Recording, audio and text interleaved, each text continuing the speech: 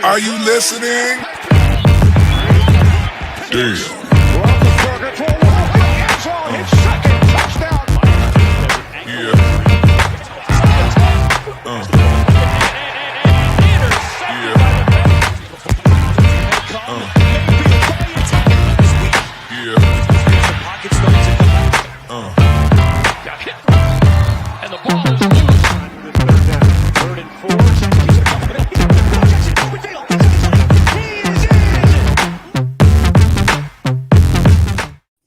Welcome to the AFC North Talk, your best show of all things AFC North.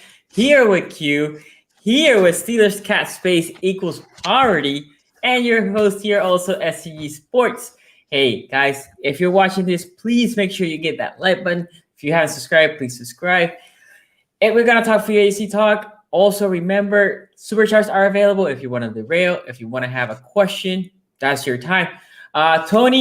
Tony just sent a picture of him right now. Let me put that on the screen. That's Tony right now, looking at the rest of the AFC North, looking at the signings. So there you go. He cannot be here. Broke peasants. Yeah, you broke peasants. He cannot be here today. When Tony's not here, you know what we do? Just rampant disrespect to Pittsburgh with nobody defending them. Yes, sir. Yes, sir. So hey, prepare for that, Steelers fan. I'm just saying. Prepare for that. But before we start, you know we have a sponsor, guys. I know a couple of you guys have been ordering your Manscaped and getting that thing all to date. Q, take it away, bro. Hey, well, you know, we're talking about the Steelers leaving everything bare. So let's talk about making sure that you don't leave your parts improperly bare. I know we've all tried to do it freestyle at home. You know, maybe you got the butter knife out, the steak knife, scissors. That's dangerous. It's a dangerous proposition. Or maybe one time you thought, you know what, I'm gonna use my shaving blade, or that's dangerous. Or your razor that you cut your hair with. If you bought, you just go all the way home with, and you thought that would be a good idea. Then you found out not a good idea, not a good idea at all. You've often thought to yourself, why doesn't somebody just make something for that delicate region? Why doesn't somebody just make it for me? Well, then Manscaped came along and said, I got you. Now, there's going to be a banner that pops up down below. It has a 20% off promo code AFC North Talk. You can get Manscaped products. Manscaped is grooming for men. It's so you can Manscape your special region. They got special tools for your special region. They have a special ceramic blade, skin-safe technology to make sure that you don't get any nicks, bumps, bruises, weird cuts on your nice bare balls. You also have a nice LED light on there so you can see where you're going. Unlike Ben in the fourth quarter, he don't see where he's going with the ball, but you can see where you're going with your balls with that LED light. So make sure you check it out right there. The lawnmower, the lawnmower 3.0 is great. I use it all the time. I use it just before I got on the show. If you think that's TMI, hey, look, you're going to be so happy if you get your Manscaped that you're going to be telling your homeboys about how you just shaved your balls too. So the performance package comes with everything that you need. They got some performance briefs.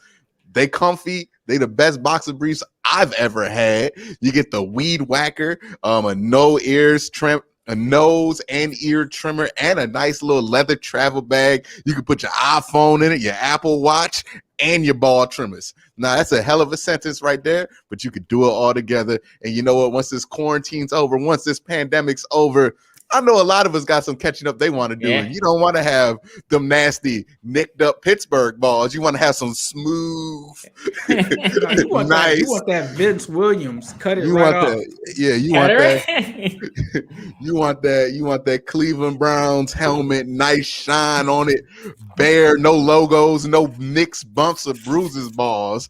When you get ready to show them off and travel around the world once the world opens up again, because you don't want to be the dude with bruised balls once that happens. So if you want to make sure that you want to make sure your balls don't look like the Steelers helmet and the Steelers right now, please make sure you hit that promo code up, AFC North Talk, save 20% below at manscaped.com. You can get it all down there. If you got cap space in your pocket, like the Browns, Steelers, or the Browns, Bengals, and Ravens all do, Go over there, use your stimmy, hit it up, and make sure that you spend at least some of your $1,400 on making sure you got the cleanest balls around once this pandemic's over. Again, guys, manscaped.com. Use promo code AFC North Talk. I see Tony's in the chat. He's heard all this Steelers slander. Tony's in the chat. Hey. So, he's going to come in here. But again, guys, make sure you use the promo code. Get 20% off plus free shipping when you use AFC North Talk at manscaped.com. Okay. Smooth balls, smooth life, smooth cap space. There you go, guys. Also, it's in the description below. You can go there. You see the promo code. Again, 20% off. Look, let's talk a little bit about free agent. We can start with the Steelers because the Steelers is probably pretty quick. We have some audio directly from the Steelers room, the GM room. Let's listen. Yeah, that's about it. That's right. They had landed Cortland Sutton right now. I think that's the only signing that I've seen, right? They re-signed Cortland Sutton. They brought him back. Priority number one. Yeah, priority number one. Cortland Sutton. Yeah, they re-signed him. Did they bring Mike Hilton back? Nah. I'm not sure. I'm trying to figure. Is he going back? Oh, okay. What about Bud Dupree? They got Bud Dupree still? Do they have Bud Dupree? I don't know. Might be there, right? They still got Big Ben though, right? They Big Ben. I think they signed David Banner. I think they signed the Hulk back to play right tackle or something like that. I think I saw he went live or something. He was doing this Juju impersonation. Oh, they got Juju still? No, they're trying to. They're trying. They didn't even get John Rawson. He signed for 1 year and $2.5 million. They couldn't even afford that. They didn't get Mike Wallace's son. They did it, guys. So Tony's kind of coming back apparently in a couple minutes. He said that he may or may not, but in the chat he said I'm not liking the disrespect. Hey, it's all fun and games, right? Hey, it's all fun and games. But let's talk about the big spender in the AFC North talk. Now let's shift to the big spender. As I see it over there, Steeler cap space equals poverty. You can see him flashing that dough. You can see him. I'm just saying, man. What did they say in Pittsburgh? AB said business is booming. Business is booming right now. Hold on. Did the Bengals just sign somebody? I'm just trying to make sure because the phone has been on fire all day. But let me take these off. I'm gonna say so like Diddy right now. Before you go, let me go here. I'm sitting back as a Bengals fan, and I'm like, what are the Bengals gonna do in free agency? And it was panic time. I'm not gonna lie to you. It was scary hours. We're talking about nothing on William Jackson III, no tag for him, no tag for Carl. And I'm cool with Carl. So I'm talking with Carl, and I'm like, yo, Carl, I think this was, I want to say, a day before the legal tampering period, right? And I reached out to him. I was like, hey, Carl, what's up, man? What's going on? Have they sent you anything? And he was like, yeah, you know what? Actually, they did today, bro. Like, things might be all right. I'm like, okay. Then free agency happens. And he kind of went on to another podcast, and he talked about where, if someone's going to offer him that bag, he's not turning it down. And that's what happened. The New York Jets offered Carl Lawson that bag, and they took it. And that's when at first I was reserved, right? I was like, all right, I'm not expecting William Jackson III to come back. I'm good. I'm seeing all of these signings happen. We're still good. Leonard Floyd, all right, that's cool. Didn't really like him that much, saw somebody else. Okay, we really kind of wanted that guy, but hey, we can make it through. We can still bring back Carl Lawson. Then Carl Lawson goes to the New York Jets, and I'm like, whoa. So I jump on the phone, and I call one of the players, and I'm like, bro, what are we going to do? And he was like, you know what? They about to sign somebody, bro.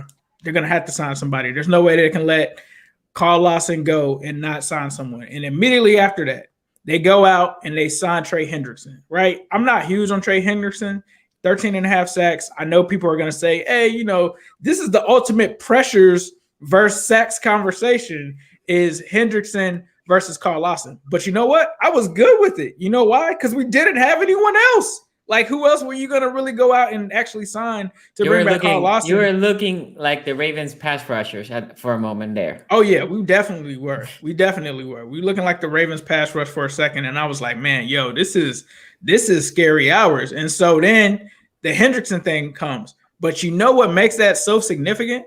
The Bengals never signed anyone on the first day. Like, even last year, right? When you guys saw me get upset because we didn't do anything on the first day, that's typical Bengals. But I was super mad last year because they kept saying, we're going to do something in free agency. We're going to do it. And like nothing happened the first day. And then like Tyler Calderon has said in the comments, Zeitler goes to the Ravens. So it's like, man, Zeitler goes to the Ravens when we wanted him back in Cincinnati. Then Carl Lawson goes to the Jets. And it's just like, I knew just from talking to some of my people that they weren't really high on William Jackson III. I guess I can speak freely now. I knew that they didn't like his ball skills and stuff like that. So I'm like, once they signed Hendrickson, it was like, yo, they actually also might be interested in Mike Hilton. And I'm like, okay, Mike Hilton's cool. I'm good with that because we lost Mackenzie Alexander. I can get with that. And so I talked to some of my sources or whatever, and they were like, bro, it's going to be a big day tomorrow. He was like, I can't tell you what's actually going to happen, but it's going to be a big day tomorrow. And I'm like, all right, cool. So I'm sitting, chilling, bloop, notification. Bengals signed a Woozy. Oh, wow. Okay. Not a huge Woozy fan, but if William Jackson III is gone and this is a guy that can get turnovers, all right, I can kind of get with that. Boop, Mike Hilton. Okay. All right. I'm with it. I'm with it. So for me, I don't think that they're done yet. From what I heard, Bengals fans, there's going to be some more money spent. It's not over. But I can say that this is a very fun time to be a Cincinnati Bengal. A lot of people are going to say, hey, Carl Lawson was better than that guy. But at the end of the day, Carl, you my homie and all, he had 5 sacks. So the barometer is that high. Like if this man gets over 5 sacks, it's not really going to matter. Like if he gets 8 sacks, a lot of people are going to be like, that was an upgrade because he had more sacks than Carl Lawson last year. Yeah. And then when you look at the defense as a whole, yes, we lost William Jackson III, but he's 30.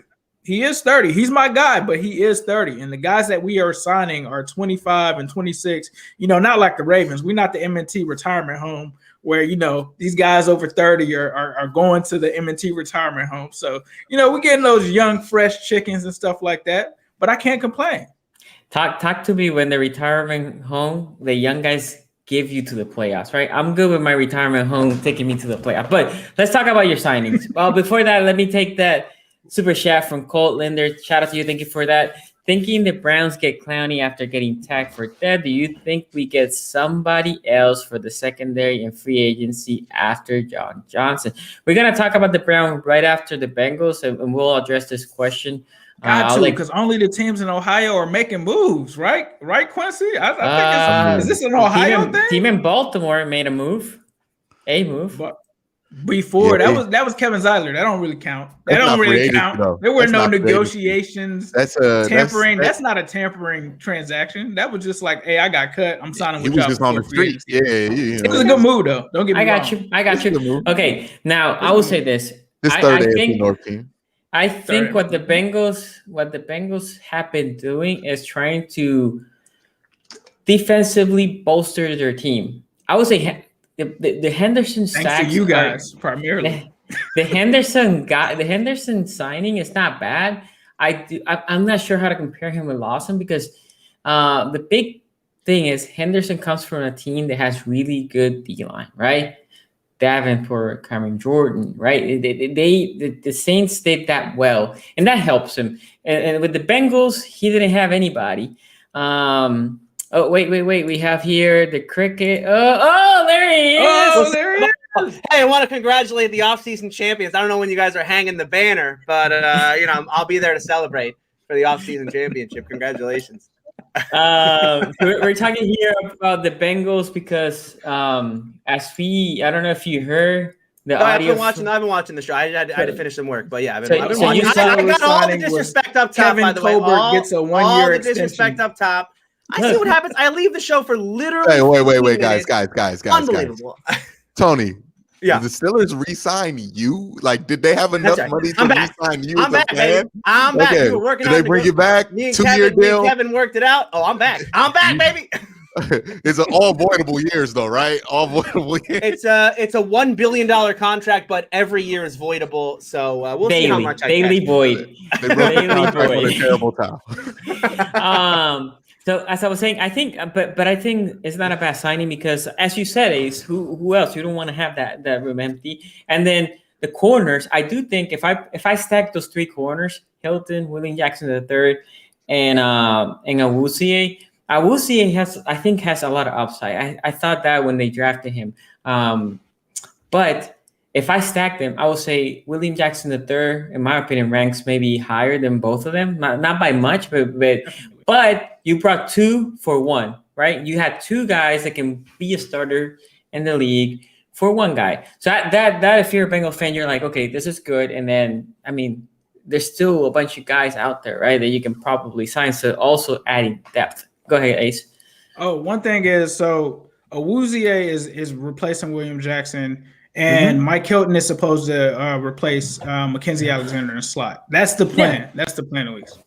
Yeah. So I don't know. The big thing with Henderson, with this, I will give because Quincy tweeted about it. I thought as soon as I read it, I was like, did they just get Paul Kruger?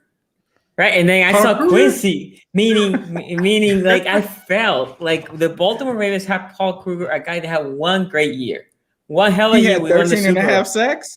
Oh, Paul Kruger that year. Yeah, he was like, he was literally. I remember the Browns signed him. It was like, oh my God, we got the best pass rusher in free agency. Then he got like 5 sacks in 2 years. Yeah. So Q, what do you think about the signing?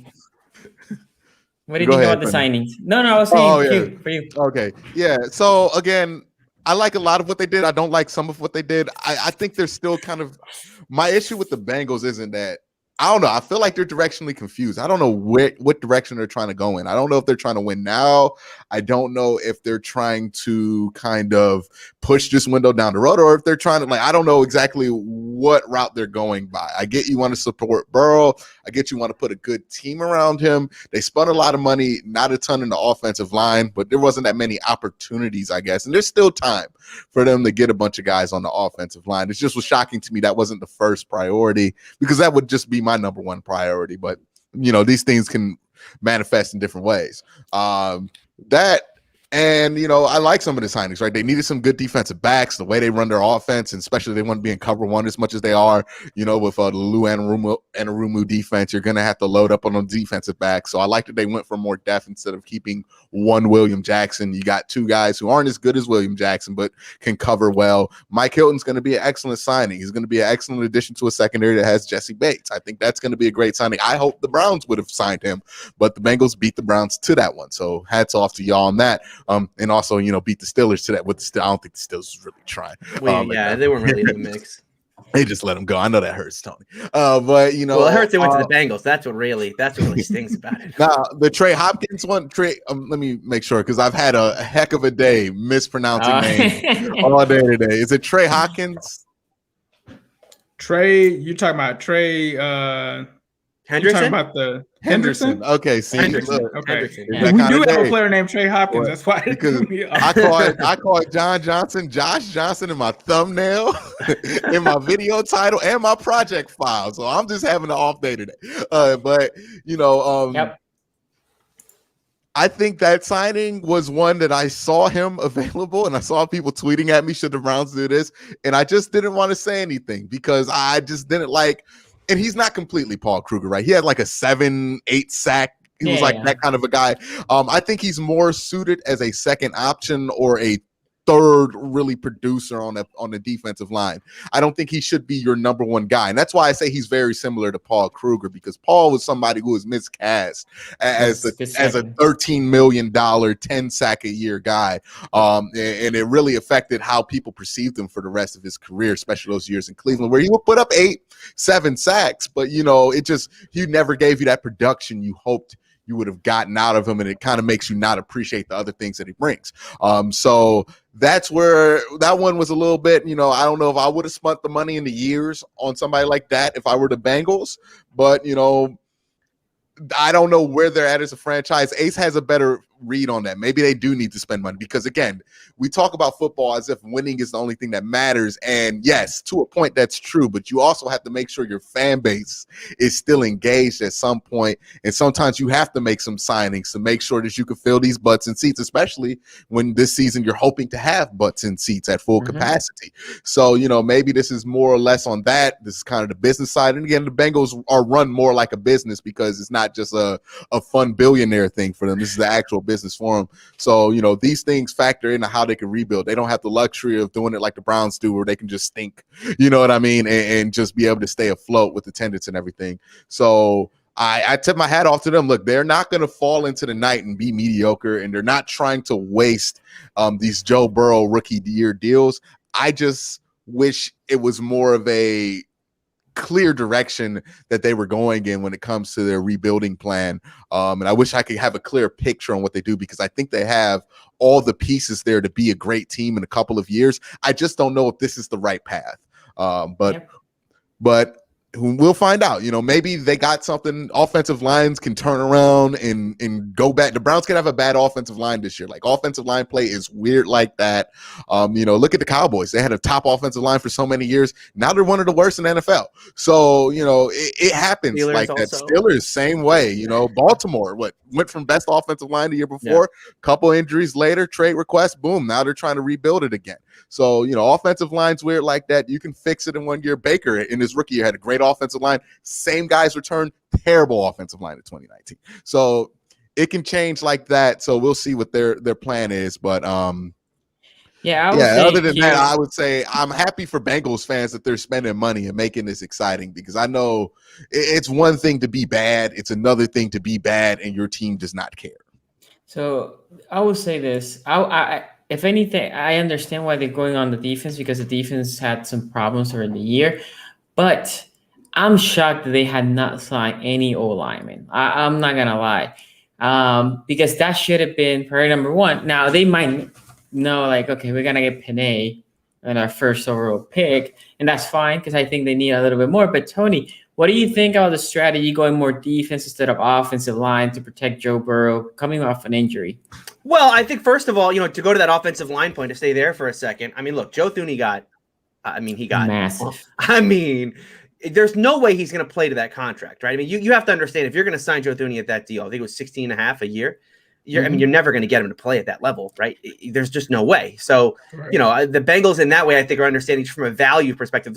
I understand they need to improve the offensive line, but there's no value in getting Thuney. And the same can be said for Corey Linsley, who was the other guy that was signed that was a big name. I mean, look, Matt Filer, right? Matt Filer, the Steelers guard from last year, signed a $21 million deal with the Chargers. 3 years, $21 million, $7 million a year. It's just a market right now. That's just that's not horrible though. That's not horrible. $7 million per year. I mean, for a guy who was not playing. I mean, he can't play guard. You can probably play him at right tackle, but he lost out on right tackle to Okorafor, lost out on left guard to. But if he's a starting right tackle at $7 million, that's great. Now, if he gets pushed off by a rookie, then that's bad.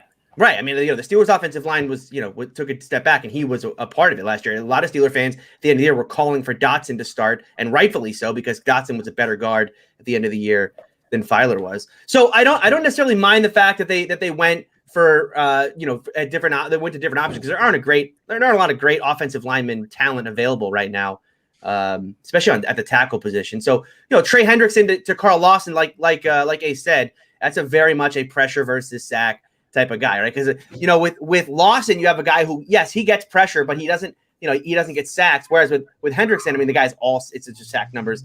But you have to look at the fact that Lawson's playing not around as much. Obviously Hendrickson was playing on the Saints defense, surrounded by talent, playing on the other side from, I'm going to forget his name, but the great pass rusher there. So he was able to get one-on-one matchups. Yeah, and so Cam Jordan. Cam Jordan. Yeah. And so, now Lawson didn't play again. I mean, Lawson was playing alongside Dunlap, but he was playing, in place of Dunlap really there at the end. So, the Hendrickson thing, we'll see what happens there, because, it wasn't like Carl Lawson was a 15 sack a year guy that was, that is leaving the system. He was a pressure guy. Hendrickson's a sack guy, but, we'll see how much the situation mattered, in that situation. And then as far as corner goes, I tweeted to you guys today. I cannot believe that William Jackson is 29 years old. It blew my mind. William Jackson is nearly 30. He's nearly 30. Okay, the guy was drafted like 5 years ago, and he's already 30. So going with a Woozy and Hilton, I think it's a good move for them. Just from that, right? Just from the upside perspective, you're looking at a William Jackson who really hasn't played up to his potential since going back to really his rookie year, and he's going to be coming to the downside. I mean, how many corners play late into their 30s? It just doesn't happen, right? So he's entering that 30-31 range where that's where Joe Hayden is right now. People are talking about Joe Hayden being done or already done, right? So so I think going with the Woozy is a good pick. Hilton is an interesting one. The thing about Hilton, I think people have to realize who Hilton is. Hilton is not like the best nickel corner in the game because he's a great cover corner. He's not a great cover corner. Very, very small.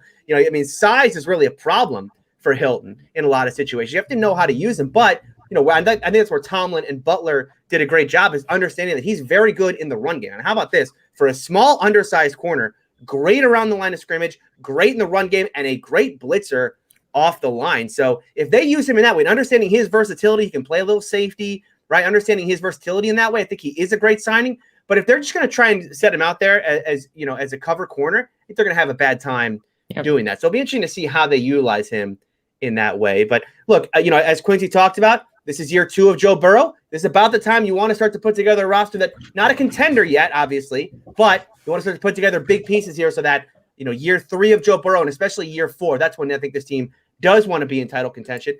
I don't think anything they've done this offseason would say that they're going in the wrong direction from that. Okay, before going to the Browns free agency moves, make sure you hit that like. We have over 250 people. I think we have about 60 likes. So make sure you hit that like button.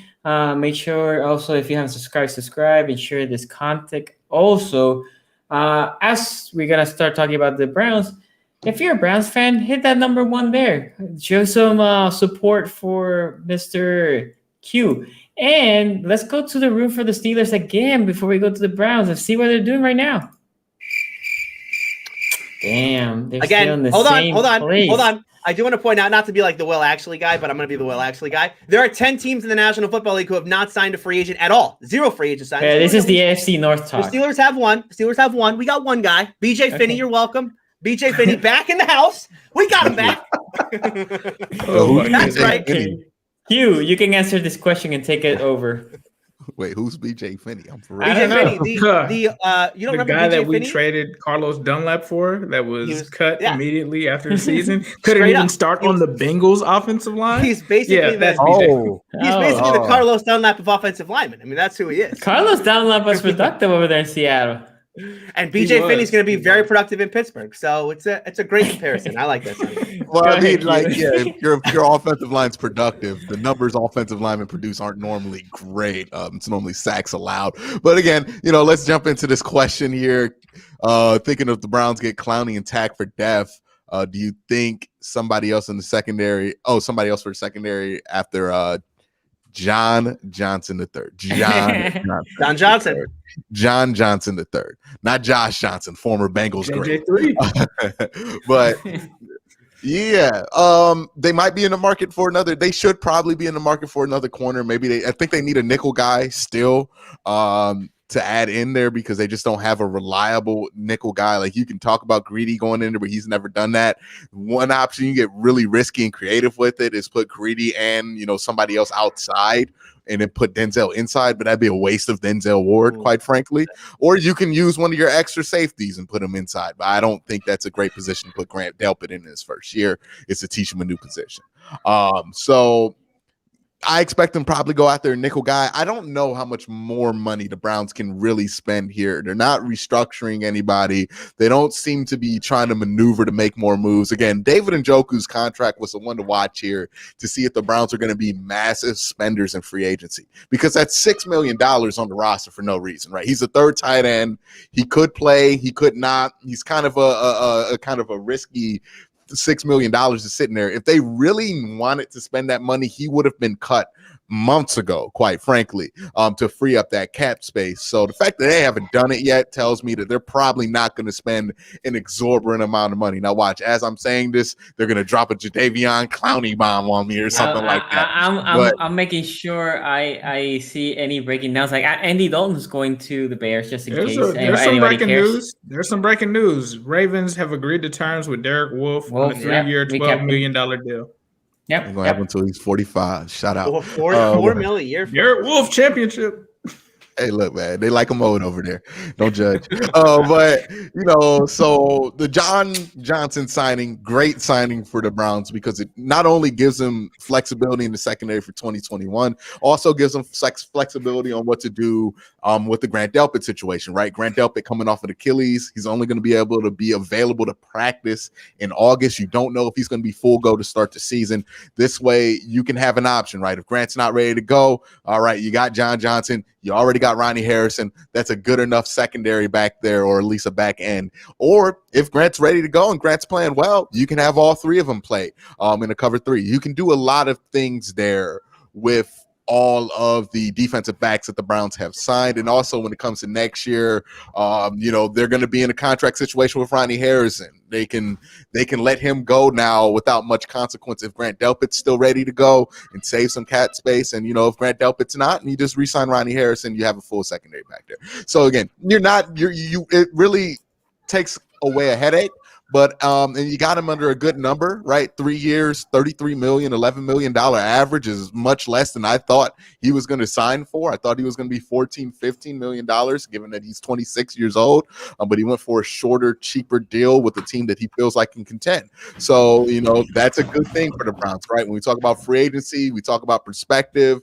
These are things that matter. When you want to save a couple of million here or there, the Browns are finally starting to get that respect with some guys in the league where, hey, look, we'll take a little bit less to play with the team we feel like is going to be good, a situation we feel like is going to be good for us. Now, the big elephant in the room is who is playing on that defensive line, right? Larry Ogunjobi does not look like he's coming back. It doesn't look like the Browns have any effort or putting any effort to bring him back. Other side of defensive end, we don't know who that's going to be at this point. And they also have some other questions. Who are they bringing back? Are they bringing back Terrence Mitchell? That's going to cost some money. Are they going to bring back Rashard Higgins? That's going to cost some money. And the Browns, they don't have a ton of cap space available to them right now to just spend willy-nilly to bring everybody back. So these are real questions the Browns have to ask themselves. Maybe do you bring back Andrew Sadeo to have more depth in the secondary room? We don't know what that's going to be. So I don't know if they're going to spend the $10-12 million to get another big-time pass rusher in here. Maybe $8 to $7 million might be their range. Maybe Takk McKinley might be their answer on the other side of Myles Garrett. That'd be certainly risky, but they've played risky games out on the opposite side of Myles Garrett his entire career. So it wouldn't surprise me at this point. They do have some holes they need to fill. Some of these holes they can fill in the draft. Linebackers a hole they can fill in the draft. Secondary depth's definitely a hole they can fill in the draft. But right now they're kind of in an interesting situation to where I'm intrigued to see how they're going to handle the rest of free agency. I did not expect them to be able to get a good safety at that number. But it does kind of handcuff them when it talks about pass rushers, because these pass rushers this year just been going for incredible money. 16, 17. When JJ Watt got $15 million, we should have known that this market was going to get crazy. Did Carl Lawson get $16 million? Mm-hmm. Yeah. Bud Dupree got 16 and a half. 16 and a half for Bud Dupree. Yep. 16 and a half for Bud Dupree, and he's not going to play for the start of the season. You thought that he would probably be on a discount. But I said in my video that if a team like the Jets or somebody, who's not really contending gets in there, they're going to pay that money for Bud Dupree. Yep. Carl Lawson, 5.5 sacks, 16, that's 3 times the amount of sack production that you had. So that's a flipping philosophy as far as how GMs are looking at this when it comes to pressure versus sack conversation. But these pass rushers right now are going for way too much money for the Cleveland Browns at this point. And same thing for the Baltimore Ravens, right? And I think that's why you see a lot of teams sitting back, waiting for the Patriots to chill out, waiting for some of these teams. We're waiting for, no disrespect, teams like the Bengals, the Jets, the Jaguars to finish their spending sprees because y'all raised the price up. And then we're going to come in there on that clearance rack and swipe up a Justin Houston for $5.5 million, something crazy like with that. Incentives. Yeah, with incentives or something like that. Melvin Ingram cheap or something. So this is just Browns fans. I see everybody panicking about the pass rushing situation. What are the Browns doing? Why didn't we sign Bud Dupree? When you saw $16.5 million for Bud Dupree, you should have known the Browns weren't going to do that. That's all their cap space, right, for Bud Dupree. And Bud Dupree's not worth all your cap space. I like Bud Dupree. He's not worth all your cap space.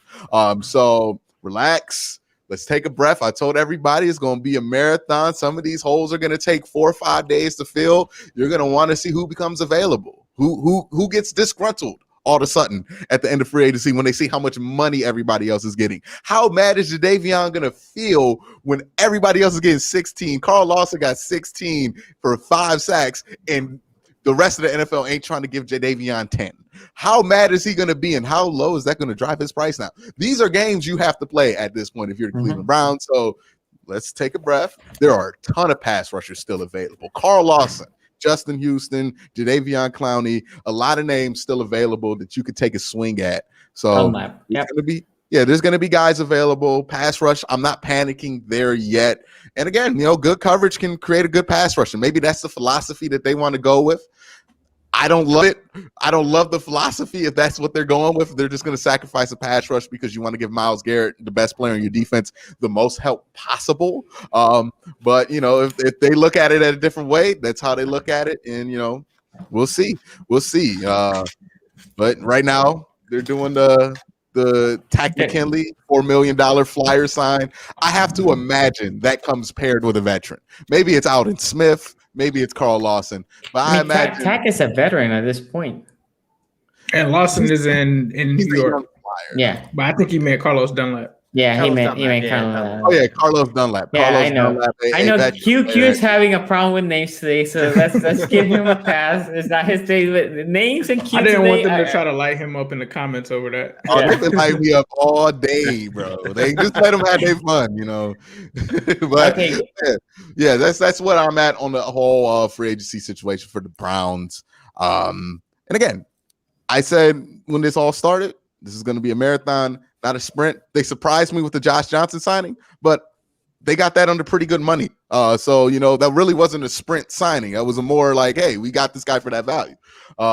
So they got that one. We'll see what happens with the rest. Again, this ain't the year where we're trading for Odell and Jarvis in the same offseason. Like, we're not in that position anymore. And you wouldn't want to be in that position when the cap's only $180 million anyways. So let's take a breath.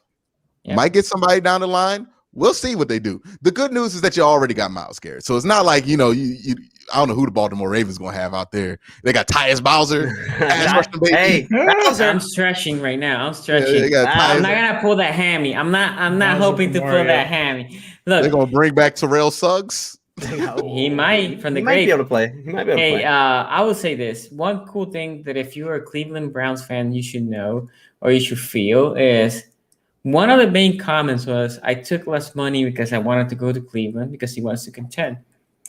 When you hear that from a player, now you're that team, right? You're part of that group of teams that players see as contenders.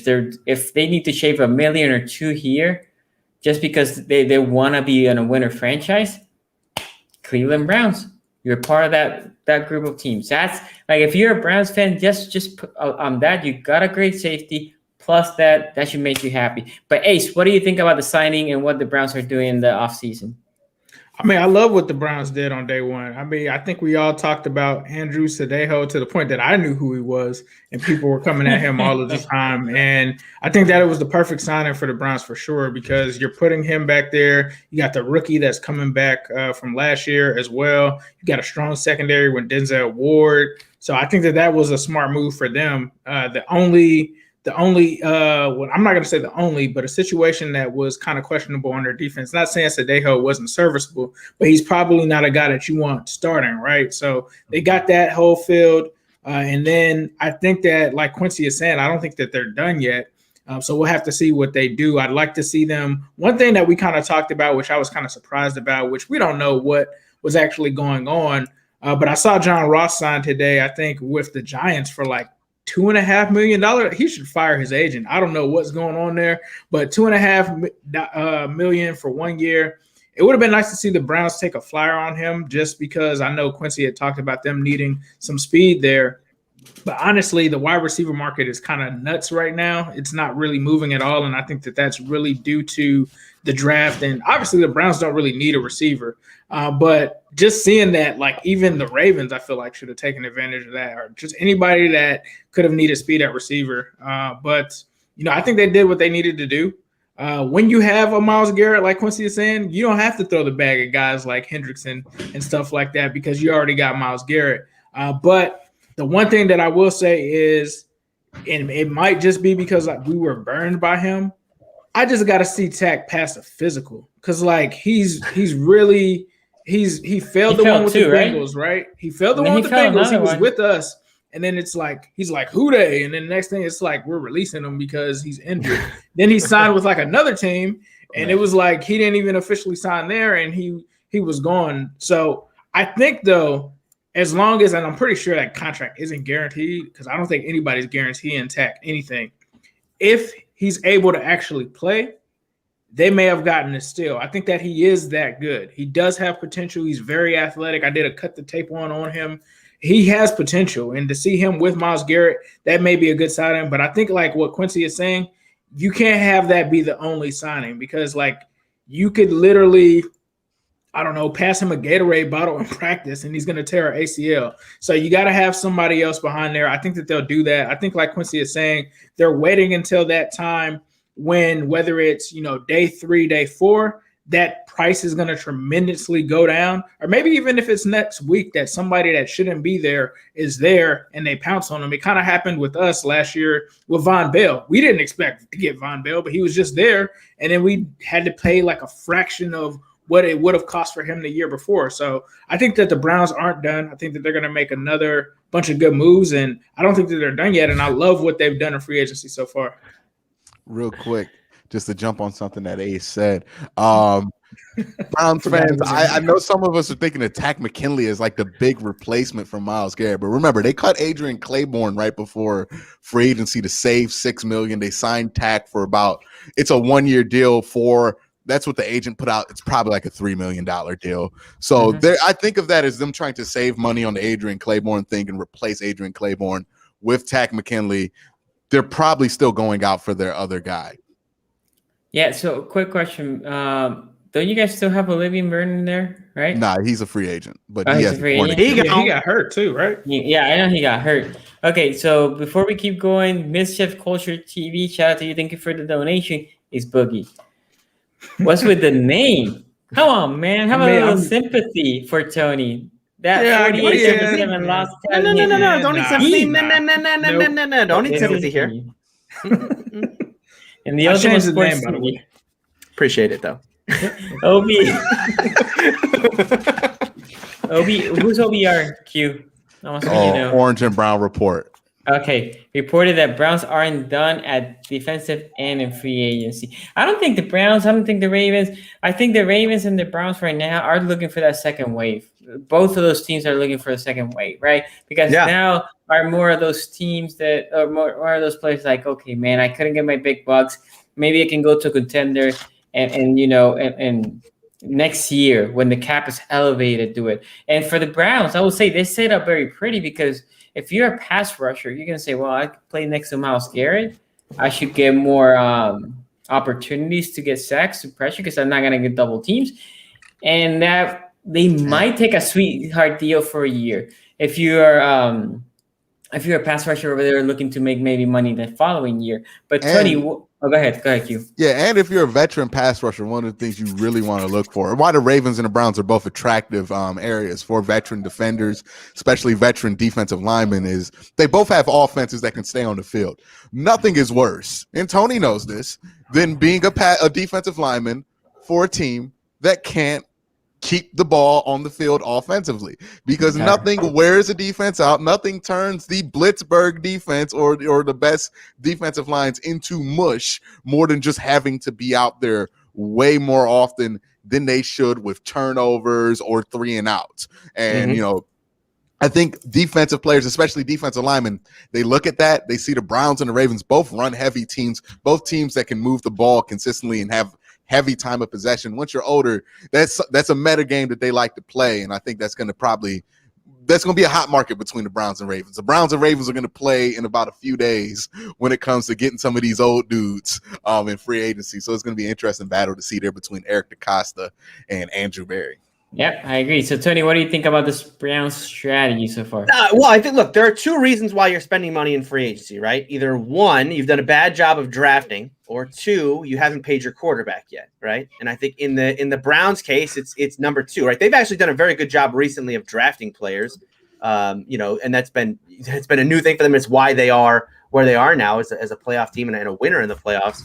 But they still have money to spend because they haven't paid Baker yet, right? They still have some money left over. And so going out and getting John Johnson, he's a great player. I mean, this is a team, in the Browns, it's not just going to kind of rest on their laurels of, hey, we have Delpit coming back, so, he's going to be our guy.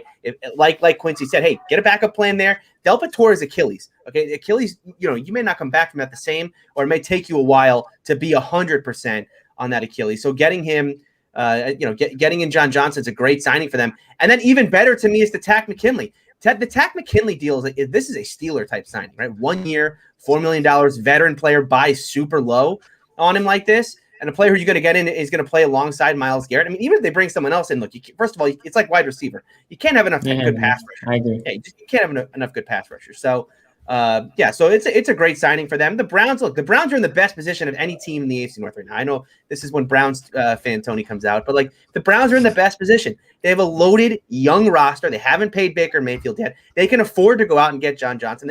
And they're not dumb enough to go out and overpay for a certain guy. They're not getting in bidding wars with the teams. They're not overpaying for John Johnson. They got John Johnson on a relatively expensive deal, but not crazy expensive. And then they went out and they have this pass rush position they need, and they got Takk McKinley. So yeah, I like where the Browns are at right now. I think they're doing things the right way, which is attack this slowly but surely with value deals where you can find them. And that's what they've done so far. So I would give them an A so far for free agency.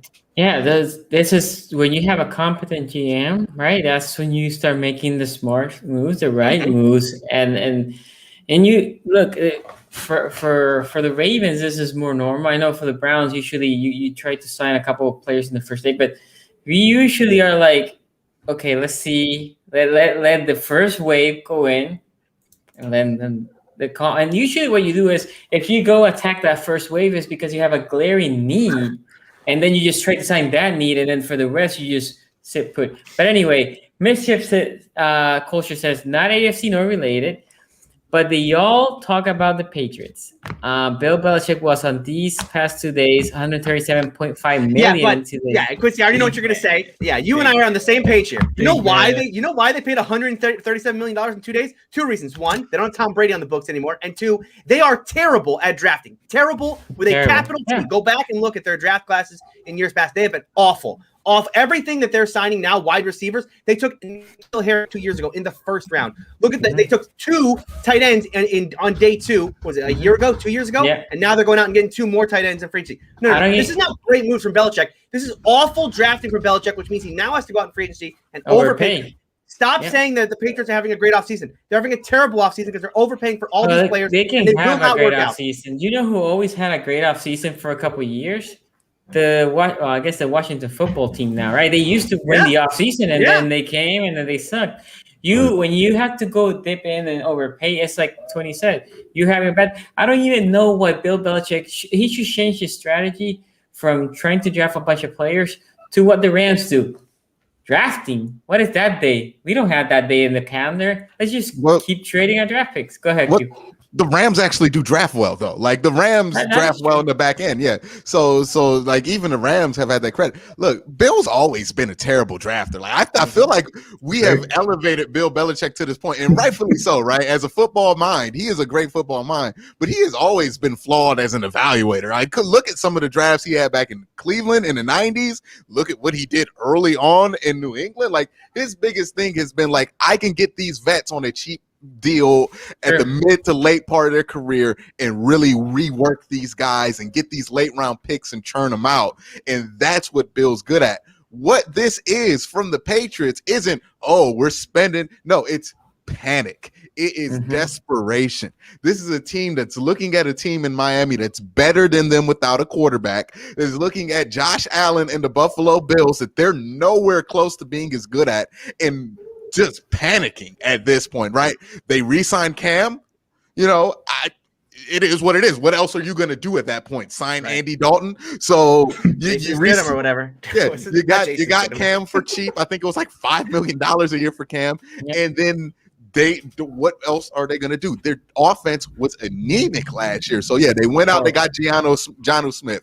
They got not Zach Ertz. They got Hunter Henry. Yeah. And those are good tight ends. But the Bill Belichick juice that gets into people that makes them say ridiculous stuff just drives me crazy sometimes, because I had somebody actually tweet this to me. They were like, hey, man, when the Patriots had Aaron Hernandez, and shout out the Pouncey brothers on that one. But when they had Aaron Hernandez and Robert Gronkowski and Tom Brady, they scored 30-plus points, were the best offense in the NFL with Josh McDaniels. Well, guess who Josh McDaniels ain't got? None of those dudes. None of those guys. Not one. Jonnu Smith's a good tight end. He's not as good as Aaron Hernandez was that season. Aaron Hernandez was a beast. He broke out. Yeah, and he's nobody's Gronk right now. Like, that's prime Gronk we're talking about. And probably the best years that we saw out of Brady that weren't him with Randy Moss. So, no. This is not that. This is not Bill coming together with a plan, knowing what he's doing. This is Bill looking at his roster and going, oh, my God, I only got Julian Edelman? This is it? Who am I throwing the ball to? I drafted Sony Michel instead of Nick Chubb? How did these things happen? What do I do to recover?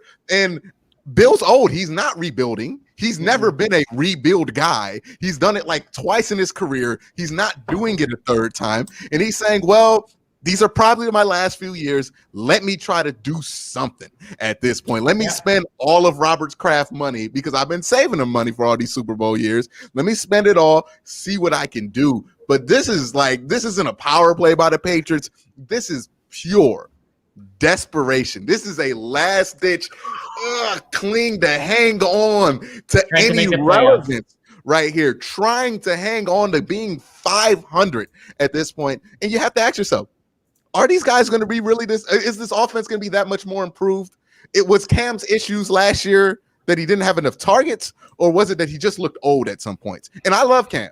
I'm a big Cam guy, but he looked old as dirt last season. So I don't know. Well, I know what they're doing. It's desperation by the Patriots. But it's just shocking to see the New England Patriots desperate. And look, I know people are going to be, it's Bill, he has a plan. No, this is desperation. When you see franchises that don't normally do stuff like this start doing stuff like that's panic. If the Pittsburgh Steelers were doing what the New England Patriots are doing, Tony would know that's panic, because these are not Steelery moves. These are not Patriots-like moves. Once you are caught, it's like a fight, right? Once they got you trying to fight somebody else's style, you're done for. You're panicking. You're out the fight. The Patriots aren't doing their thing anymore. They're not doing the Patriot stuff, and they're caught in the third round with a couple haymakers stuttering, trying to figure out how they're going to make it to the fourth round right now, because it's not looking good. This is panic. Now, it's Bill Belichick. He could go 11-5. Like, it could happen, but it don't look that good. Yeah, it's doubtful. I ain't going for 6-10 though. I don't love 6-10. I'll say Patriots are going 6-10 next year. So Mission Culture said, y'all heard it. Tony is a Browns fan. There we go. So you get that. I'm a fan of what the Browns have done this offseason. Yeah. I'll give you that one. So also, we have over 300 people here. Only 135 likes, guys. It's a way to help the show. If you cannot super chat, that is fine. But just very quick, give it a like button. Also, if you're watching the replay, comment down below. Okay, before we go to the Ravens, right? Let's make sure the Steelers know what they're doing. Oh yeah, they're in queue. We've signed as many free agents as you have. Can I make a comment on we at least we signed our guy. Yes, go ahead. We got our guy. I can make a comment on the Patriots. Yeah, go ahead, man. Yeah, sorry. So the first thing that I'm going to do is I'm going to ask you guys to name 3 of the Patriots wide receivers from last year.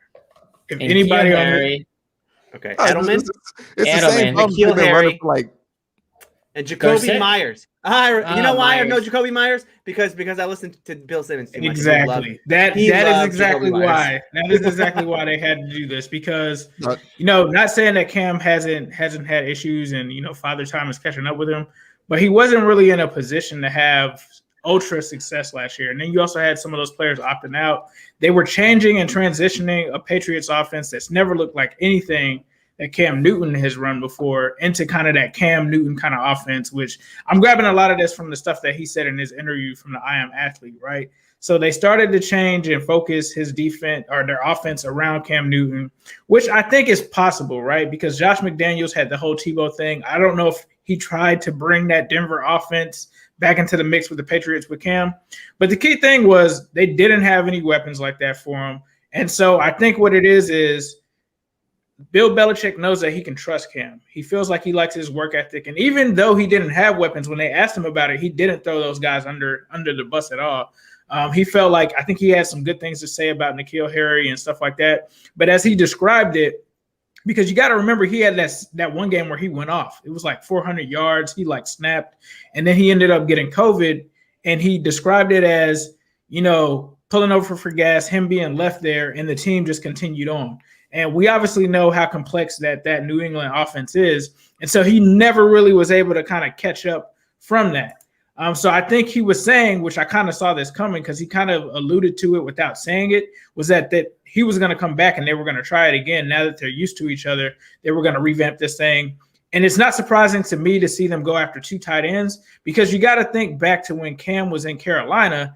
His number one target after Steve Smith left was always Greg Olsen. So getting him two tight ends, it's almost kind of like that Lamar Jackson thing where you're getting him two guys that should be comfortable targets and seeing how it works. And then you go out and you get a guy like Nelson Aguilar, who had a pretty solid under the radar season with the Raiders. And I think that they're going to do a lot better than people are thinking, because it just seems to me, if you have Cam and you have those tight ends, and you have Bill Belichick, that's honestly, let's just be real. He's mad that Tom Brady won a Super Bowl. That's what this is all about. He's being petty right now. He's being super petty about Tom going to Tampa Bay and getting a Super Bowl. So I think that that's what it's about. But the Patriots, like Quincy has said, this is also desperation. It's like, no, we're not going to make it seem like Tom Brady made me, because before Tom Brady won that championship, the whole narrative was Bill Belichick made Tom. He's the reason for all of his success. And when Tom went out and won on his own, it kind of had people looking at Bill Belichick, especially with the Patriots having a losing record and struggling and not looking like the Patriots of old. It made it look like there's some chinks in that armor. So I think that what they're doing now is they're just trying to do what they can to get back to what the Patriots were, which is winning 9 to 10 games every season and taking back control of that division. Have they done enough to do it? We'll have to see. I think that they're in well-primed position right now to make a comeback in that division, though, in my opinion. I got two quick questions on that one, though. It's like, one, does the Patriots dynamic work when you have to spend big money on free agents to get them to come to New England, right? That system has always worked because it's been, I want to win championships. I want to go to New England. Yep. I'll do all the extra stuff, not make as much money, but I know it's going to up my value in the long term. That's part of the value of why people buy into that system. And two, nobody feels more vindicated right now than Tom Brady, because Tom Brady's been saying for years, I'm taking these pay cuts. Sign somebody in free agency. Mm-hmm. Please give me these pieces. I still can go. But he get to free agency. They never spent that extra money really on guys that they want. And again, they're terrible at drafting. They've been really bad the last few years, but they've never been great drafting in New England. And then, Tom gets a ton of pieces around him, goes to Tampa Bay where they have it all there in front of him, gets his guy Gronk there too, and wins the Super Bowl. And now, I bet Tom's like, oh, now you want to spend money. Mm-hmm. Now you don't want to nickel and dime Gronkowski over an extension. Now you don't want to do all of these things that you've always done. They reset the market with Giannou Smith. Like, they never tried to do that. They never do. So I'm with you. It is on one hand, like, yes, they got to do the best of what they can now, because once you re-sign Cam Newton, you're not rebuilding with Cam Newton at quarterback, because what else are you going to do? Start with, still got Jarrett Stidham or whoever they had back there. Well, the question is, are they going to go try to get somebody in the draft, and then Cam Newton will be a 1 year, and then I think Cam is the quarterback. Like, I keep hearing people say all of this stuff. Didn't they give Cam like a sizable amount of money? Like, I think Bill Belichick is incentive laden. Yeah. Like, for him, think about that. Like, they asked him that on that show. When have you ever seen Bill Belichick change his offense for someone? Like, he sees something in Cam where he feels like he can get something done with Cam. Now, to answer your question, why are they doing all of this like crazy stuff and paying these guys money? Because I think what the allure of the Patriots was taken away this year, because it's almost like Tampa Bay became New England South, but minus the strict restrictions of Bill Belichick. You got to remember, if you listen to any ex-Patriots, they didn't have fun playing for Bill Belichick. Some of them hated it. Like, they didn't like the Patriot way, how strict it was. Like, I listened to Asante Samuel and all these guys talk about how it was. It was not great. A lot of guys didn't want to do that. And then you have Brady that's there. He's going to bring that there. But then you also have, okay, we're going to win with Brady, so I can win in Tampa. I can be in Florida where the weather is great. And I'm also going to be there with no state taxes. And I think that you're going to kind of have a bidding war between New England and the Buccaneers, because I think it's just a matter of time before Edelman's down there. Edelman's even like openly flirting with Tom Brady and Gronk, like, I wish I was down there with you guys, kind of thing. So I think the answer for that is just throw money at people, because I don't think anybody's signing up to go to New England, because the narrative right now is Tom Brady went down left. He's not there anymore. Why would I go to New England? Okay, yeah, and you know how I love my NBA comparisons. You know, I say the Baltimore Ravens or the Milwaukee Bucks. This Patriot situation looks a lot like when Tim Duncan left the Spurs, right? All of a sudden, when Tim Duncan ain't there to get yelled at, that whole system collapsed. Kawhi Leonard's not trying to get yelled at like Tim Duncan. Kawhi Leonard gets traded. That whole thing ain't been the same since. We ain't been talked about Greg Popovich as one of these great coaches since then. Now, he's obviously a great coach. His resume is his resume. But we find out, you know, you can run it your way, and these things can work for a while when you have star players that are willing to do that. But it takes having the star player that's willing to do that to make this make sense to everybody else on the roster. And what the Patriots are, the problem they're having is what every failed Belichick guy has had, and including Belichick, who failed not failed, but he wasn't as successful in Cleveland, which is when you don't have Tom Brady to point at to say, I'm yelling at Tom too. Tom's doing this. Tom's going to do it. And Tom's one of the greatest quarterbacks of all time. And when you don't have that anymore, it's really hard to just force these professional athletes to do something that they don't really feel like is super necessary when it comes to winning. And that's what they're running into. And now they're going to have to adjust. And I don't know if Bill has it in him to change his whole philosophy. When Bill's a lot of things. He's a great innovator. He's a great head coach, but he's also incredibly stubborn. And he's been allowed to get away with it because he's Bill Belichick and he had Tom Brady. Now we'll see. Again, Bill could go 12-4. Bill can go 11-5 out of nowhere, but you know, we'll see. So let's get some super chats here from Nanda. Bengals low key great in free agency. Hold on, because I'm losing the super chat here. I didn't know. I was low key. Ace Boogie was out here dressed like P. Diddy at the beginning of the show. He was giving the money. They're not low-key about it. George Lewis, shout out to you. Thank you for the donation from a Browns fan. Why aren't the Bengals getting any O-line? Did they not see what the Browns did? Yeah, so that's a great question. All I can say is I've talked to people. They're talking to offensive linemen. They actually made an offer to Joe Thuney. They just weren't going with that Kansas City Chiefs money. But they have been talking to linemen. I can't tell you that. No, it's not Trent Williams. But there are some guards that they have been talking to. You said what? Trent Williams signed. I thought he got. I don't think so. I think San Francisco gave him 4 years, $80 million. They just gave it to him? I think. When did this happen? I don't think. When did this happen? 4 years. I heard that he was trying to get paid as the number one tackle, but I hadn't seen it reported yet. Oh, but it's on the table. He hasn't accepted it yet.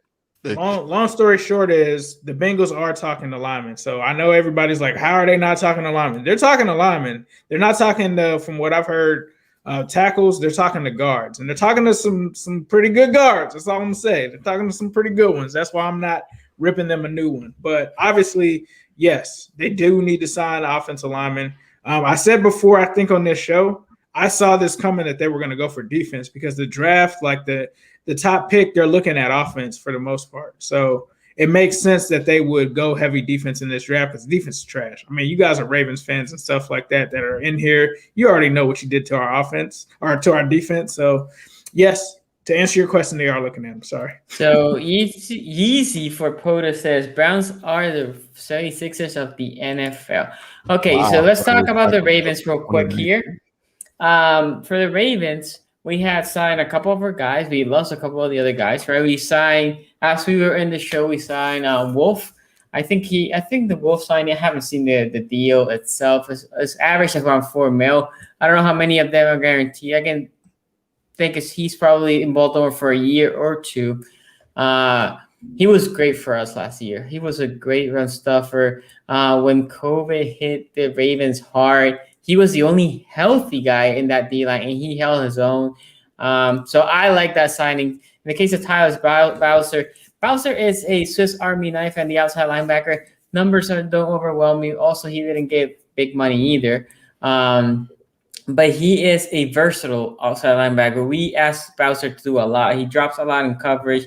He defends fairly well in space. So that's why I think it was a good signing. I think from the beginning, I thought Bowser was the guy that we were going to keep. I thought Judon got $60 million. I didn't think we were going to be in the market for Judon. Yannick Ngakoue got $12 million. I didn't thought that we were going to be in the market for Yannick Ngakoue, although I thought he was going to get more, if I'm completely honest. And then we got Siler, right? And that was big because one of the things I've been saying is O-line, we need to fix the O-line. A guy I think right now that the Ravens should go after is the center from Oakland. He got released today. Yeah. Was it Hudson? Right? Yeah. Rodney Hudson, I believe is his name. Yeah. I think if the Ravens sign him up, then your O-line is basically pretty strong. Although you got to lose Orlando Brown Jr. at some point.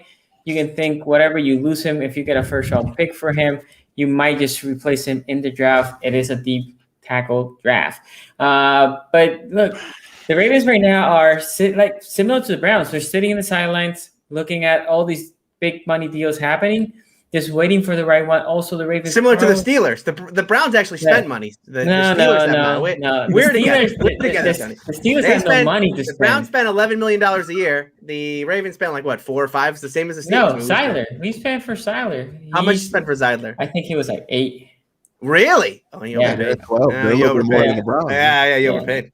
Yeah, he was like $8 million for Zeidler. For a guard? It is, isn't it? Is Zeidler worth $8 million right now? Is he really? I think so. He's a starting guard. So we'll see. Well, time will tell, right? Time will tell in the next year or so. But I think the Ravens right now are sitting in the sideline. I think with pass rushing market right now is saturated, right? I would say the same thing with the receiver market. Its receiver market is slow, very slow. Which Tony might be happy because I know the Steelers fan want to bring Juju. He coming back.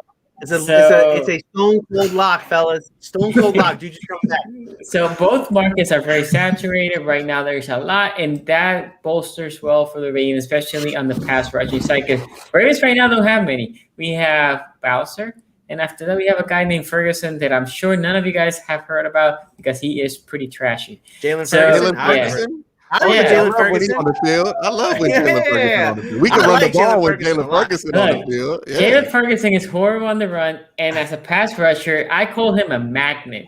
Snap. Are you sad your best corner retired today? Tremont Williams retired today, didn't he? Wasn't he on the team last year? At some point, he was our best corner. Also, he was. Not a retirement. Yeah, when COVID hit us last year, he was our best corner for a moment there. You told he had a good game against the Steelers, didn't he? Yeah, he had a decent game. You guys killed Bond. There was a guy named Bond. Bond. You still have Bond, right? Bond's still there. I'm not sure if he's there. Bond's still gotta be there. The Steelers will send some cap space to the Ravens to keep him. Like that's how much. Bond was the guy. Bond got manhandled that game. It was not fair. Like I think if the Steelers completed, 20 passes in that game, 10 was against Bond. I mean, maybe 20. Could have been all 20. It was so bad. But again, we had no. I think in that game we went with 3 corners. That was it, right? We were decimated. Anyway, I think the Ravens right now are sitting in the sidelines. If they do a big move, will be for Hudson right now. I'm not anticipating because I'm thinking the guy also wants to get paid. The Ravens are more in the market for a mid-range payment, not a big-time payment. So if the guy is looking for Lindsey money, we might not be able to be there. But I think the Ravens right now are sitting in the sidelines. I think pass rush is still the big need. And O-line, Yeah, I mean, a center would be nice. A tackle once we get OBJ, Orlando Brown traded, but Oh, that could be like if Orlando Brown gives us a first round pick, that might be how you replace Orlando Brown. Anyway, Ace, what do you think about the Ravens so far? So for me, I think that I was really impressed by the Zeitler pick. That was a great pick, I think, by them. Even if he has taken a step back, he's still a serviceable guard. I think that was a position that they had issues with ever since Marshall Yanda kind of stepped away. So you do have someone that can be and offer some stability there. I think outside of that, though, it's somewhat underwhelming because to give Tyus Bowser the money that he got, like if you're gonna let Matt Judon and Yannick go away, and one of the issues is pass rush with this team, don't bring back those guys. Like save that money and go and get somebody else that's still out there on the market that's decent. I'm not saying to pay an arm and a leg like what the Bengals did, but I'd rather, send Melvin Ingram something or something like that instead of wasting that money on those guys. Now, I don't know how your defense is set up, but just for me, those guys aren't really guys that I would want starting at edge, I think, in my opinion. And then Pernell McPhee, I think you guys also brought back. Yep. Just kind of underwhelming, man. I mean, like with all the receivers on this market, like seeing that Marvin Jones, for instance, goes to Jacksonville for $7.5 million. That's not much. Like you guys could have used someone like that. Like to see John Ross go for $2.5 million for 1 year. Like it's actually perfect for the Ravens to take advantage and going after this receiver position because they're not getting paid. So I think from my perspective, if the goal was we're not going to really heavily invest on edge rushers and we're going to let those guys go, and the plan is to rebuild the offensive line, which makes sense, Kevin Zeitler. But also, I would think that it would also need to be to rebuild the weapons at receiver. Now, there's still time left, but I just thought that the Ravens would have been all over this because this just kind of fell into their hands. Now, obviously, there's a draft where you're going to have receivers loaded there too. But I think for you guys, like a Marvin Jones signing just would have been perfect for you guys, something like that or near that. Or even if it's one of these guys where you're not having to pay, obviously no one's getting paid $18 million. I don't even know if Kenny Golladay is going to get $18 million the way this thing is looking. So you can get some guys for like $4 million, $5 million, some of that money that you potentially gave Tyus Bowser and, Zach Wolf, you could have gotten another guy that's probably younger, that's going to give you a weapon that will make you guys more respectable to pair with Hollywood Brown on offense, especially with you guys losing out on Snead. I think that's something that you guys could have done. That's the only thing that I could look at the Ravens and say I'm kind of disappointed. And then for the guys that you guys brought back, I understand that they're Ravens, but at this point to give them that kind of money when you know what Tyus Bowser really is, I just kind of was shocked that they did that. Started off with a bang with Kevin Zeitler. The last two moves, though, I didn't like, and I just hope that they're going to go out here and sign one of these receivers because there's a ton of them. There's a ton of guys out there. I forgot T.Y. Hilton was a wide receiver and a free agent out there, or just a free agent. Obviously, he's a wide receiver, but then you got A.J. Green out there. Like, you guys literally have your pick of whatever receiver that you can get. So if they don't sign any of these receivers, I'm just like, I don't know what the plan is going forward because I think that these guys aren't going to cost you that much. So that's my only issue with the Ravens is thought that they would have at least been more active with the receivers. I don't know if you've heard anything. I haven't seen anything with them having visits or that they're mulling offers with any of these guys. So I would have expected that. I get why they brought back Wolf and all of those guys. I just don't think that it's gonna move, I guess, the threshold any further for them at the edge rush position. Yeah, I think the big thing, and with this, I'll turn to Tony, is you needed those guys because if not now, our secondary would be solid, but now our run defense will suffer. And now teams can just move the ball on the running side. And with receivers, like we keep saying, every day that passes, that price tag is a little cheaper. And the Ravens are not in a position to use big spending on the receiver side. So a guy like Golladay that they were talking about 18 mil.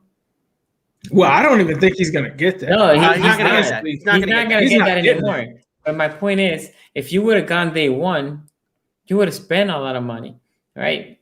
Now, as the days go by, you will see that contrast go down a little bit. But Tony, what do you think about the Ravens moves so far? Well, I think, look, the Ravens moves to me, much like the Steelers, right, haven't been that dramatic. I mean, the Zeitler deal is the big one. Otherwise, it's re-signing their own players. I think for the Ravens, it's more about the guys leaving. And I think the one thing to note here, remember when we talk about the Yannick Ngakoue trade, it was the thought was there that you're going to trade away a third rounder, but you're getting a third rounder back from your comp pick from the deal he's going to sign. According to overthecap.com, and they're not the official source on this, but they do good work. They were pretty accurate. I know for the Steelers, they were very accurate a year ago. They currently have Yannick Ngakoue is bringing back a 4th round pick as well as Judon. I think that's, if you have one disappointment for the Ravens right now, it's, hey, you were expecting those guys to maybe sign bigger deals. Obviously, global pandemic and whatnot, salary cap going down by $20 million. The big deals for these guys weren't there. Bud Dupree right now, I think it was the highest paid edge rusher in this class, which no one would have expected a week ago, but that's where we ended up. I was shocked. Yeah. So I think that's the only real disappointment if you're a Ravens fan right now is you didn't get 2/3. Or you didn't get a third and a fourth. You're going to get maybe 2/4. We'll see. That's maybe the only disappointment. But otherwise, the Ravens, like the Steelers, do this the same way, right? No, they're not going to lead Sports Center, right? They're not going to lead NFL Total Access. They're not going to be on the front page of ESPN.com. But again, you don't really want to be this time of year because, as I said, if you're on the headline of Sports Center in free agency, that's because you made a big mistake in the draft somewhere, and you are now having to compensate for that by overpaying for a guy in free agency. So the Ravens are doing this the right way. They'll sit back, like you said. Next week's going to be a much bigger week for them, much like the Steelers. That's when they'll make some moves, and that's when they'll get, I think, the edge rusher, someone cheap that they can bring in and play for a couple of years. Yep, cute. Yeah, see, the way the Ravens have to look at this is like, I get everybody is like, oh, you gotta get that wide receiver, you gotta get that guy, and maybe in a Greg Roman system, if you have a guy like one of those guys who are that guy, you might be able to get away with that, and that would help your offense stretch out because he's somebody who could play above the system that he's in. That guy just wasn't available this year, right? I mean, the closest, I know we joke, but the closest was Allen Robinson. I don't think anybody was convinced that he was like that kind of guy who can transcend his offense. Some people think he can be. I don't think he's not proven to be that like a DeAndre Hopkins was, right? That was the move they missed out on. And that was a year ago.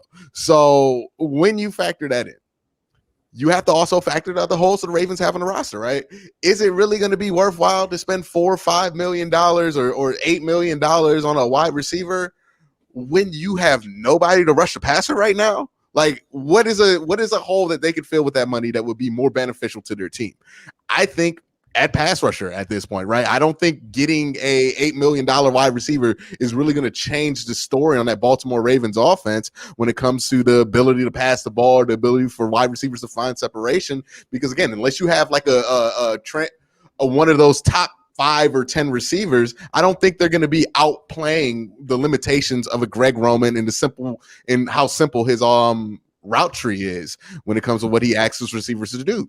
So knowing that, they're going to spend this money on the defensive line. I think they haven't had Eric DeCosta hasn't been super clean on this front. The Yannick Ngakoue deal is a little bit, well, not a deal, but the trade didn't turn out as smooth as it normally does for the Baltimore Ravens. They're in a little bit of an interesting situation. They're depending on Tyus Bowser to step up. But again, with their pass rush, they're just always doing stuff like this. It was Matt Judon 2 years ago. We were all clowning Sonny. So who knows? Tyus Bowser could be the next Matt Judon, right? So, this podcast started on us making fun of that whole situation. That's right.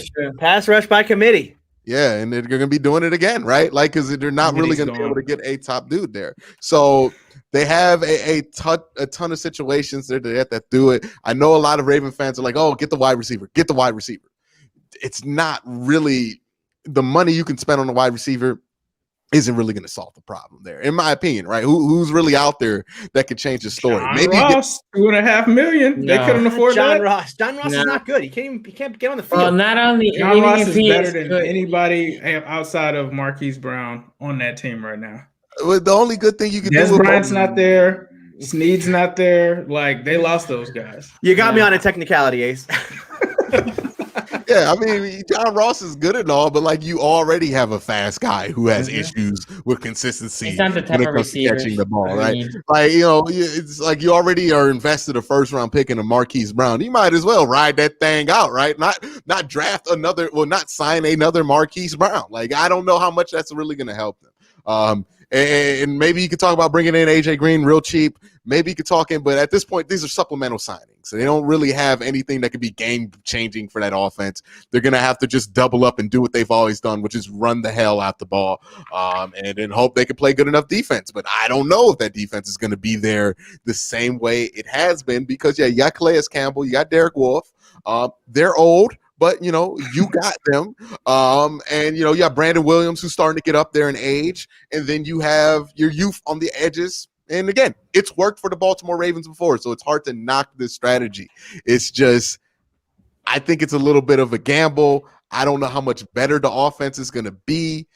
We'll see. We'll see with the Baltimore Ravens, but they also have room to add to that. They could go out there theoretically and get a Justin Houston. They do this all the time. Elvis Duvermil was a good one that they got at the end of their career. They do this. This is stereotypical Ravens for them to be able to get a guy at the end of their career and he produced. So we'll see what they do. But, overall, it's been a pretty Baltimore Raven offseason. Let's be fair. Exactly. All of the offseasons have been pretty typical for all four. Well, except for the Bengals. Bengals spending more money. Bengals are spending, right? Yeah. Yeah. We spent money last year. Yeah, I guess that's true. Yeah, Trey Waynes is a big I would just deal. say, Yeah. like, for the Ravens, I would say last year, though, like, usually they do a bunch of trades. Like, when they traded for Calais Campbell and they traded for these guys, I think that they have something planned. I just got to see what it is. I just got to see what it is because they did lose. Like, Matt Judon was a part of that committee. He was a huge part of that committee. And I think, like, even though we talked about him, we just said that he wasn't in that elite tier. Like, he's kind of in that Carl Lawson, Hendrickson tier, right? Like, he can get you fair. 8 to 9, like, probably maxing out at 10. But to lose him and Yannick, like, that's just – we'll have to see. Like, it could work out differently. Like you said, they've done it in the past. I just got to see it, bro, because to let two guys like that leave and walk out, you got to have a plan. But to be fair to the Baltimore Ravens, it's not like Yannick and Judon were like the most terrifying edges in the NFL last year, right? Like they're losing two big names and two guys who are worth a combined like $28 million in free agency this year. But did you really feel like those dudes were worth $28 million when you were watching them play on the Ravens last year? A lot of the time we were complaining about the lack of pressure. The defensive line is getting on his own. That was like his third team in 1 year. I'm not going to expect him to just be Superman. After he played for. Get it, but when we're talking about what they're losing, right? Like, what are they really losing? Like, I mean, like, this is why I'm giving their committee a chance here because it's like they really got committee production last year. Mm-hmm. But now, granted, Matt Judon to Tyus Bowser, like, I don't know how much of a jump that's really going to be, but also consider the fact that Matt Judon was Tyus Bowser 2 years ago. So. I'll give the Ravens the benefit of the doubt there, right? They're kind of like the Steelers when it comes to these guys, when it comes to that committee. They find ways to find wide receivers, Pittsburgh does. Baltimore finds a way to get the same level of production out the guys, no matter who's there. They went with the big money last year, didn't really change things at that edge rush position. So maybe they can get the same production without spending as much money there. So we could joke about them not having edges, but it's not like their edges were really producing last year. So that's where I'll give them the benefit of the doubt. Go ahead, Tony. Tyus Bowser had 2 sacks last year. Just one small thing on the wide receiver thing. I know we're talking about wide receiver to Baltimore. Emmanuel Sanders just signed with the Bills, so he is off the market. Ooh, nice. That's a nice. He's still in the league. Yeah. Yeah, he was with Saints. He's gonna run in the slot there, I guess. He got traded to the 49ers and then just he probably takes John Brown's role. No, yeah, second John Brown's role. Nice. You can bring John Brown back. Brown back. John Brown signed also today. Did he? The Jets. I think he signed with the Jets. I know Ravens Nation was disappointed, and I felt the rumblings of all of the cries as Corey Davis signed with the Jets. I know you guys I was so happy. No, not me. I mean, maybe some Ravens Nation. Not me. I was happy. Take him. Look, to some of your points. So there's some of your points. We generated pressure / sacks last year on blitzing. What Q said, that is on point. Neither of those two guys was able to generate sacks when we were rushing 4 or 5. None of them, right? When you spend 16 mil for a guy, you expect that guy to generate pressures or sacks by itself. In the case of Yannick Ngakoue, I think Yannick Ngakoue is very very molded to a 4-3 defense where he can play the end, and all he has to do is go rush the pass. He's not good on the run or on the run defense, and that's the only thing that scares me right now on not having my edge rusher. Bowser's pretty good on setting that edge, but who's the other guy? That does worry me, because generating a pass rush for us has been for the past 2 years on blitzing. I'm expecting whoever we bring is still going to be part of generating a pass rush will be on the blitzing side. The problem is if the Ravens bring somebody that is not good setting that edge, and now there's big running gaps on the stretch play throughout to that side. So that's my big worry on that. Second, on the receiver, also I would say Q hit it on point. I've been saying, if you follow me on SG Sports on my channel, that the Ravens they don't need receivers for just put bodies there, right? They need type of receivers. I think they need possession receivers. They need that guy that has more of a bigger catches radius. Then Lamar can throw it up and they can go high point and get that ball because. Sounds like you're describing Kenny Galladay. Galladay can be that guy. Juju? No, I don't want Juju. But Galladay can be that guy. But at what price? Again, free agency just opened. The rumor was he was looking for an $18 million deal. We know he's not going to get that. But as the day goes by, that's the question. And the other thing with Galladay is if he decides to say, okay, I'm going to just go on a 1-year deal, he ain't coming to Baltimore because he's going to a place that he can just produce a lot of catches, produce a lot of yards. Obviously, Baltimore's not that place, but that's the type of receiver. John Ross, I would disagree with you, Ace. I'm not. I didn't want John Ross. I didn't want a lot of these guys that already got signed. We're looking for more of a different type of receiver in Baltimore. How can you guys be turning your nose up at these wide receivers? No, man? not. I'm not saying we. That's we like don't me want being like, receiver. oh, we shouldn't sign Gabe Jackson because we're good. We're good with Michael Jordan. Like, nah, like you guys have to. It's not the same. Have to get somebody because it's different to me if you have a resume like the Bengals and the Steelers when it comes to drafting wide receivers, where you can get guys in the later rounds and you have a pedigree of doing that, but you really don't.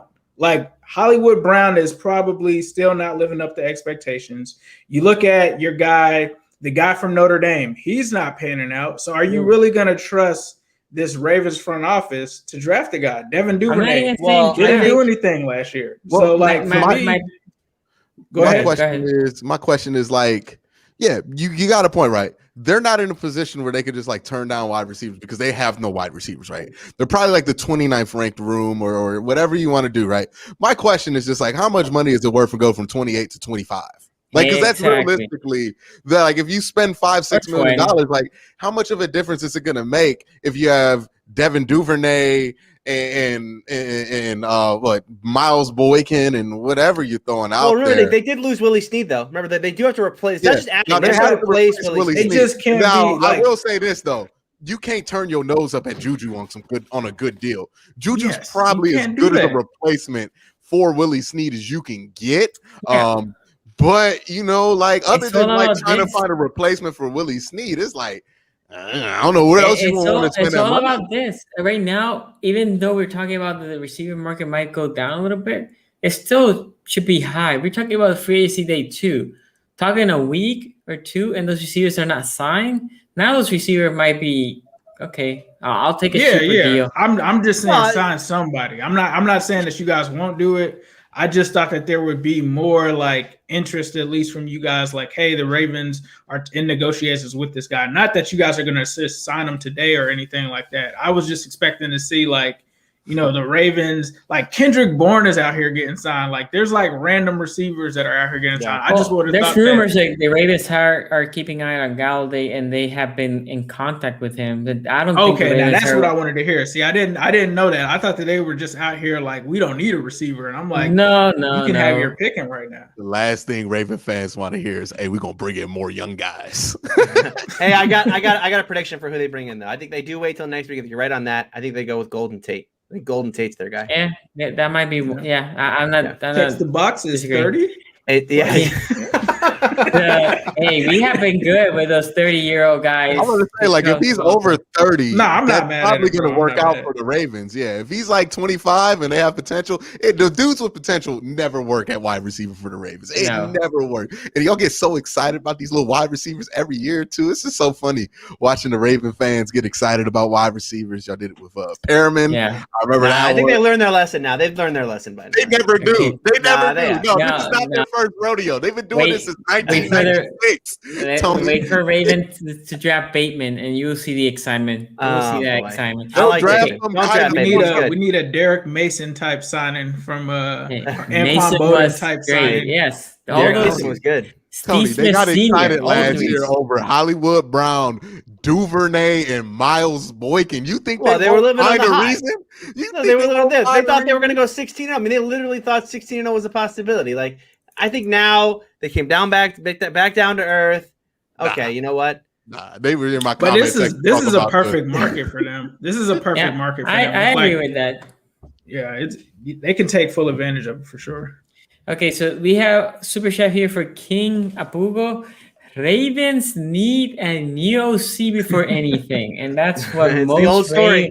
That's what most Ravens fans will tell you. It was funny.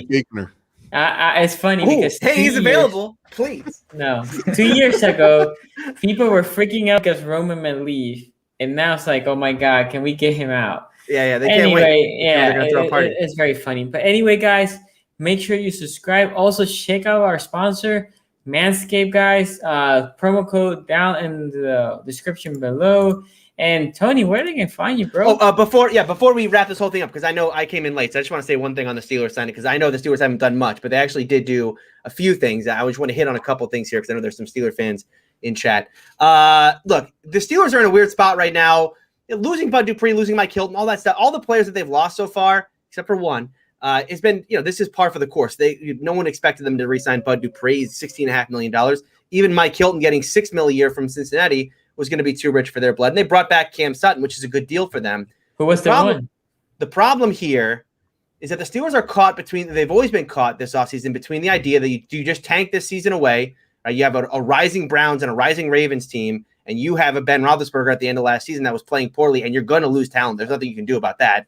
Or do you try and run this thing back for one final year? And the Steelers keep trying to convince everybody, we're not going to tank. We're running this thing back for one final year. And so what is alarming to a lot of Steeler fans, myself included, is the fact that Tyson Alualu was not able to be brought back. He signed with the Jaguars today for a 2-year, $6 million deal. Now, I get Bud Dupree leaving for $16.5. I get even Mike Hilton leaving for $6 million a year. But if you are expecting us Steeler fans to believe that we're going to field the best team we can with Ben Roethlisberger for one last ride, okay, and then we can't bring back Tyson Alualu for 2 years, $6 million, that's a really strange move to me. And I just have to wonder what is going on in Pittsburgh right now if you're going to let Tyson Alualu leave. Because look, where the Steelers were last year on that defensive line, they were depleted as it was, and Alualu was playing well. Now you remove Alualu from that.